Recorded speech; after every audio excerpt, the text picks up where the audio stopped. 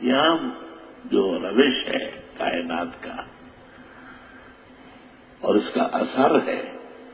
حنین کے غزا میں جب بنو حوازن نے تیر برسائے اور صحابہ نے بخاری میں تیر ڈالا تھا اور انگلی رکھی تھی، چلنے نہیں دیا ان کو، اتنے تیر یہاں گر گئے، ہاتھ ختم ہو گئے. ایک خاص گھمسان کی رن ہوئی ہے جس پر قرآن کہتا ہے لقد نصرکم اللہ فی مواطن کثیرۃ ویوم حنین، میں نے مدد کی ہے حنین کے دن میں، وہ سخت دن تھا. اور صحابہ بڑے بڑے کبار عازم تھوڑی دیر کے لیے بمقتضائے بشریت میدان چھوڑ گئے تھے. اور بخاری میں ہے کہ آپ گھوڑے پر سوار تھے یا اپنے پگلے پہ خچر پر، بجائے بھاگنے کے آپ نیچے اترے. آپ نے کہا انن نبی لا کذب انا ابن عبد المطلب، میں خدا کا پیغمبر ہوں، اس میں کوئی جھوٹ نہیں، میں عبد المطلب کا پوتا ہوں، میدان سے بھاگوں گا نہیں. تو علماء کہتے ہیں یہ جو پہلے کہا انن نبی لا کذب، یہ بیان ہے حسب کا، اور انا ابن عبد المطلب یہ بیان ہے نسب کا. حسبن پیغمبر ہوں، نسبن مطلبی ہوں، کیوں بھاگوں گا میں؟ میرے لیے بھاگنے کی کیا ضرورت؟ بھاگے وہ جن کے آباء و اجداد کم ذات واقع ہوئے ہو، کم نسل واقع ہوئے ہو، وہ میدان چھوڑے. اس سے پتہ چلتا ہے کہ نبوت کا منصب عالم بھی تو نبی کا جانشین ہے. کس چیز میں؟ پگڑی باندھنے میں، لمبے کرتا پہننے میں، حضرت کرنے میں، مصائب و شدائد میں بھی تو ہے. ان العلماء ورثۃ الانبیاء، بخاری میں نعمان بن بشیر سے دونوں جگہ، اول میں بھی ہے کتاب العلم میں، ثانی میں بھی ہے مغازی میں. وَأَنَّ الْأَنْبِيَاءَ لَمْ يُوَرِّثُوا دِرْهَمًا وَلَا دِينَارًا بَلْ وَرَّثُوا الْعِلْمَ. دیکھیں نبی تو درہم و دینار کے لیے نہیں ہوتے، علم کے لیے آتے ہیں. فمن اخذہ اخذ بحظ وافر، جس نے علم حاصل کیا نبوت کا اس نے بہت کچھ حاصل کیا. ہے طالب علموں کی مناسبت سے ایسی ایک حکایت سناتا ہوں. ایک آدمی کے 2-3 بیٹے تھے، ان میں سے ایک نے دین کا علم پڑھا، مدرسوں میں گھومتا پھرتا رہا، اور ایک دن آ گیا کہ آج دستار بندی ہے اور آج یہ ان کے رسمی علوم جیسے علماء تحصیل علم کہتے ہیں وہ پورا ہے. لوگ بھی جمع ہو گئے اور کافی استاد اور اچھے لوگ اکٹھے ہوئے، اور دستور ہے کہ علماء خوشی سے اور اس کے سر پہ ہاتھ رکھتے ہیں، دستار باندھتے ہیں، دعائیں دیتے ہیں. مولوی صاحب ہو گیا، اندر آ کے بیٹھ گیا. کبھی نماز پڑھنے جا رہا ہے، جماعت میں تلاوت کر رہا ہے، مولوی صاحب. دوسرے بھائی صاحب نے کوئی دنیا کا علم پڑھا ہے، وہ پڑھے، بینک میں چلا گیا، اور وہاں اب تو خیر اسلامی بینکاری ہو گئی، کسی زمانے میں سودی بینکاری، اقسام نہدرا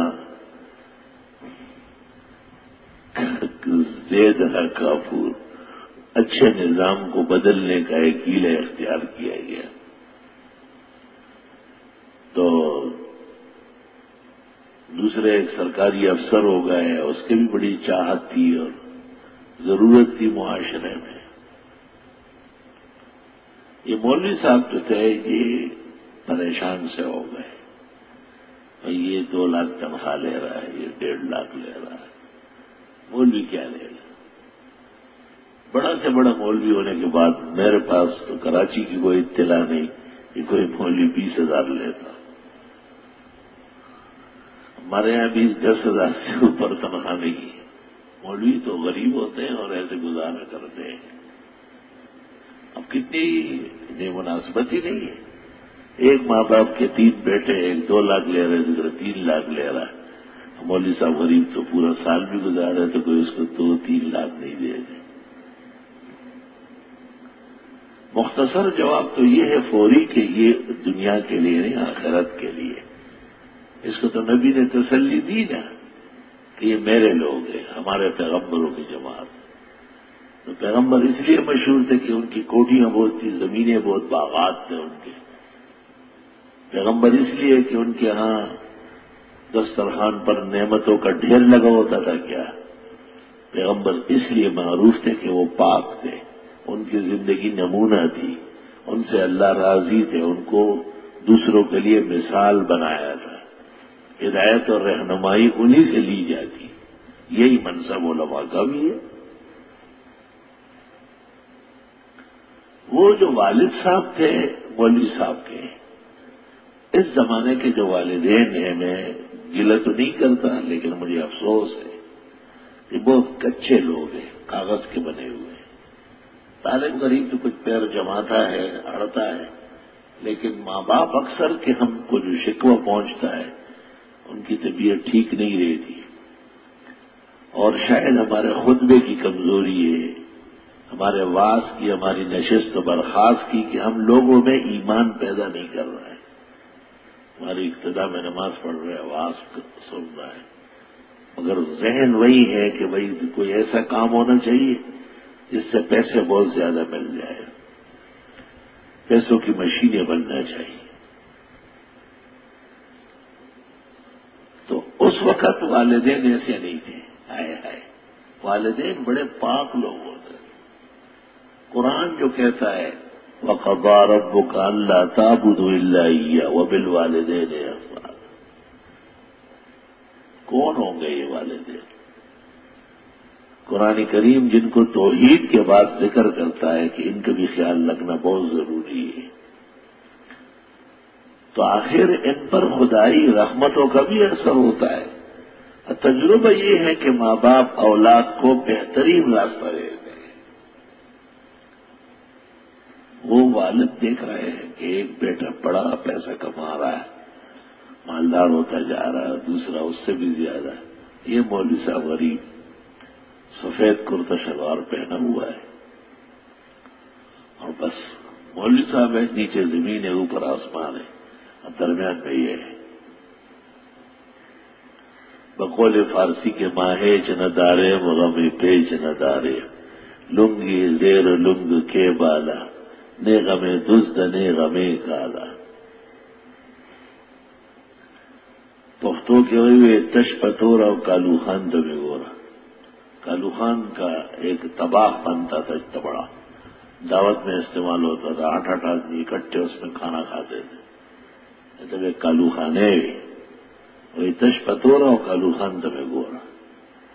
یہ کسی ایسے آدمی نے کہا جن کے یہاں برتن بہت تھے، کھانا نہیں پکتا تھا، عاجز مسکین تھا۔ والد نے محسوس کیا کہ میرا عالم بیٹا خفا ہے، اور میں نے اس کو نبوت کا علم پڑھایا ہے، یہ تو مقتدا ہے، رہنما ہے معاشرے کا، یہ علاقوں والے کیا بیچتے ہیں اس کے آگے، یہ تو جوتے سیدھے کریں گے۔ لیکن اب بیٹے کا ذہن بھی سنبھالنا ہے۔ گھر سے ایک قیمتی لال نکالا، لال اس کو آپ یاقوت کہیں، اس وقت پوری دنیا میں مہنگی ترین چیز یاقوت ہے۔ کأنہن الیاقوت والمرجان۔ جب یہ آیت منصور بھائی پڑھ رہے تھے تو میں نے ان سے کہا بھائی ہم تو یہ سمجھتے ہیں کہ ملغلرہ ہیرا وہ بہت قیمتی ہے، یا قرآن سے پتہ چلتا ہے کہ یاقوت۔ تو منصور بھائی نے چٹ پٹ ایک کہاوت سنائی جوہریوں کی کہ یاقوت کی دلالی میں ہیرے دیے جاتے ہیں، یہ یاقوت دلا دو، یہ 100 ہیرے لے لو۔ میں نے کہا یا سبحان اللہ، آفرین تیری کتاب پر، یاقوت کی دلالی میں ہیرے دیے جاتے ہیں۔ پاکستان ایک یاقوت آیا، وہ شاعران کی بہن کے تاج میں استعمال ہوا تھا،